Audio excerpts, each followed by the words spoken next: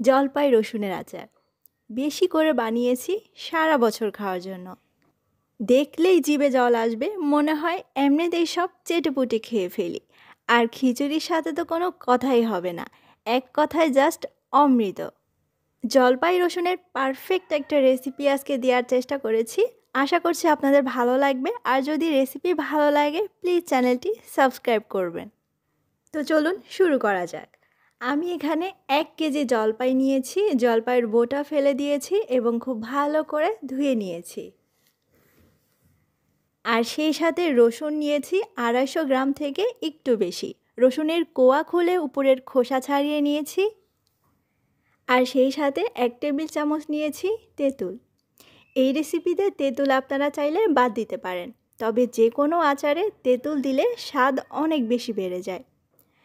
আমি এখানে 3 টেবিল চামচ ভিনেগার নিয়েছি, তেঁতুলের সাথে মিশিয়ে এক সাইডে রেখে দিচ্ছি। এবারে আমরা একটা মশলা তৈরি করে নেব। শুকনো প্যানে প্রথমেই দিয়ে দিচ্ছি 3-4টার মতো শুকনো মরিচ, তবে আপনারা আপনাদের স্বাদ মতো দিবেন। 1 চা চামচ দিচ্ছি আস্ত ধনিয়া আর 1 টেবিল চামচ পাঁচফোড়ন। এবারে চুলার আঁচ একদম কমিয়ে রেখে 2 মিনিটের মতো নেড়ে চেড়ে টেলে নিতে হবে, এই মশলাগুলো যেন পুড়ে না যায়। তারপরে চুলা থেকে নামিয়ে একটু ঠান্ডা করে নিয়েছি আর একটা গ্রাইন্ডারে নিয়ে গুঁড়ো করে নিয়েছি। আপনারা চাইলে পাটায়ও পিষে নিতে পারেন, খুব বেশি পাউডার করতে হবে না, এরকম একটু গুঁড়ো করলেই হবে। তারপরে চুলায় আমি একটা হাঁড়িতে পর্যাপ্ত পরিমাণে পানি জাল বসিয়ে দিয়েছি। এর মধ্যে দিয়েছি 1 টেবিল চামচ লবণ। পানি যখন ভালোভাবে ফুটে উঠবে তখন দিয়ে দিচ্ছি ভালো করে ধুয়ে রাখা জলপাই, সাবধানে দিয়ে দিব। এবার এই পানিতে জলপাইগুলো সেদ্ধ করে নিতে হবে। একটা ঢাকনা দিয়ে ঢেকে 5 থেকে 7 মিনিটের মতো রেখে দিব। এর বেশি সময় কিন্তু লাগার কথা না জলপাই সেদ্ধ হতে। যখন দেখবেন জলপাইয়ের গায়ে এরকম ফাটল ধরে গেছে, তার মানে জলপাই সেদ্ধ হয়ে গেছে। জলপাই যখন ভালোভাবে সেদ্ধ হয়ে যাবে তখন জলপাইয়ের রঙটা পরিবর্তন হয়ে যাবে এবং প্রতিটা জলপাইয়ের গায়ে এরকম ফাটল ধরবে।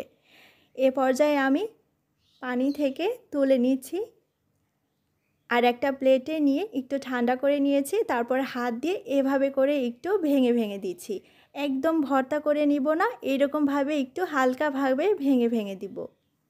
তারপরে আমরা চুলাতে চলে যাচ্ছি। একটা কড়াইতে দিয়ে দিচ্ছি 1.5 কাপ পরিমাণে সরিষার তেল। আপনি এই পরিমাণ যদি আচার তৈরি করতে যান তাহলে 1.5 কাপ তেলই লাগবে, আর এর থেকে বেশিও লাগতে পারে।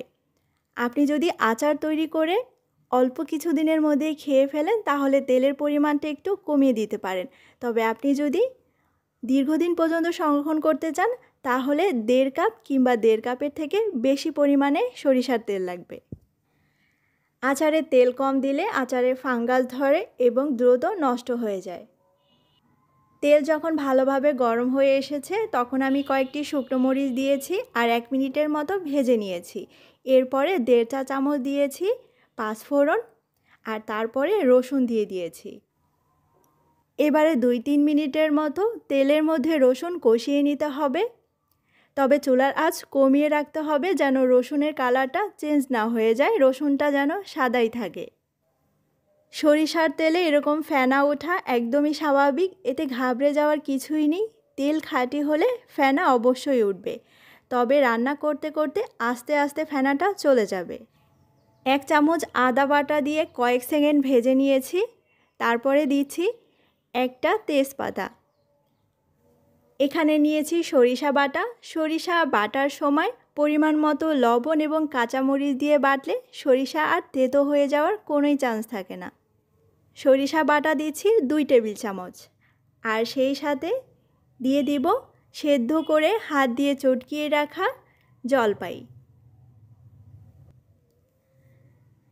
এবারে 1 চা চামচ দিচ্ছি হলুদ গুঁড়ো এবং লাল মরিচের গুঁড়ো দিচ্ছি 1 চা চামচ, তবে আপনারা ঝাল বেশি পছন্দ করলে ঝালের পরিমাণটা আরও বেশি দিবেন।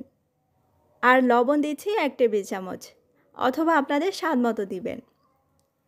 5-6 মিনিটের মতো সব কিছু একসাথে কষিয়ে নেব আর মাঝে একবার দুইবার নেড়েচেড়ে দিতে হবে, তবে হালকাভাবে, যেন রসুন ভেঙে না যায়।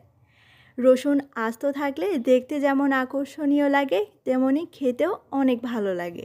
তারপরে দিয়ে দিচ্ছি চিনি। আপনারা চিনির পরিবর্তে চাইলে গুড় দিতে পারেন।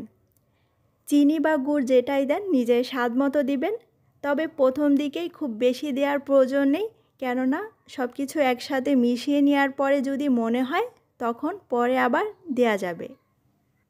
এবার চিনি গলে যাওয়া পর্যন্ত জাল করে নিব, আর মাঝে মধ্যে নেড়েচেড়ে দিতে হবে। অনবরত নাড়াচাড়া করার কোনোই প্রয়োজন নেই।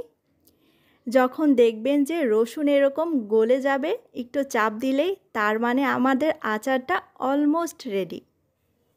ভিনেগারের সাথে যে তেঁতুল রেখেছিলাম এটা এবার গুলিয়ে দিয়ে দিচ্ছি বিচিসহ। আপনারা যদি তেঁতুল না দেন তাহলে ভিনেগারের পরিমাণটা আরেকটু বাড়িয়ে দিবেন, অর্থাৎ 1/4 কাপ দিবেন। এবারে সব কিছু চেক করে নেবেন লবণ এবং চিনির স্বাদটা ঠিক আছে কিনা। যদি প্রয়োজন হয় তাহলে এ পর্যায়ে অ্যাড করে দিবেন। আচার একদমই রেডি। এবার চুলা থেকে নামানোর আগে উপরে মশলাটা দিয়ে দিচ্ছি। গরম গরম এই আচার খেলে কিন্তু আচারের আসল মজাই বোঝা যাবে না। এই আচারের আসল স্বাদ পেতে হলে আপনাকে আরও 2 দিন পর্যন্ত অপেক্ষা করতে হবে। পুরোপুরি ঠান্ডা করার পরে দেখতে পাচ্ছেন আচারের তেলটা কিন্তু অনেকটাই কমে গেছে, আর আস্তে আস্তে তেল আরও কমে যাবে। তখন আরও কিছুটা সরিষার তেল গরম করে তারপরে ঠান্ডা করে তেলের উপরে দিয়ে দিবেন। এমনভাবে তেল দিবেন যেন তেলের নিচে আচার ডুবে থাকে। কাচের জারে যদি আপনি আচার সংরক্ষণ করেন তাহলে সবচেয়ে ভালো হয়। কাচের জার না থাকলে যে আচার সংরক্ষণ করা যাবে না তা কিন্তু নয়।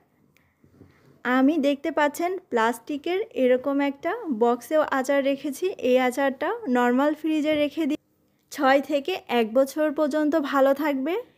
এই আচারের স্বাদ যতই দিন যাবে ততই বাড়তে থাকবে। সবাইকে অসংখ্য ধন্যবাদ জানাচ্ছি সাথেই থাকার জন্য। সবাই অনেক ভালো থাকবেন। আসসালামু আলাইকুম।